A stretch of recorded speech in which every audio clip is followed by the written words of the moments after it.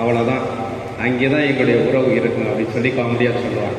அன்பார்ந்தவர்களே, அவருடைய மனதில் இருந்து உருவாகக்கூடிய ஒரு செயல், ஒருபோதும் நீங்கள் யாரையும் விட்டுக் கொடுக்காதீர்கள், உங்களுடைய உறவுகளை விட்டுக் கொடுக்காதீர்கள். உங்களுடைய சகோதர தன்மையை, சகோதரியை விட்டுக் கொடுக்காமல் உறவுகளோடு வாழும். இரண்டாவது, அவர் வாழ்க்கையில் தனித்தன்மையாக கொடுத்த அந்த அறமிகு வாழ்க்கை, அவருடைய பண்புகளை உங்களுடைய வாழ்க்கையில் எடுத்துக்கொள்ளுங்கள். மூன்றாவது, அவர் மிகுந்த ஆன்மீகவாதி. ஜெபத்தை தன்னுடைய வாழ்க்கையில் முதன்மையாக கொண்டு ஆரம்பித்திருக்கிறார். அந்த ஜெபம் தான் அவருடைய வாழ்க்கைக்கு முழு வெற்றியை கொண்டிருக்கிறது.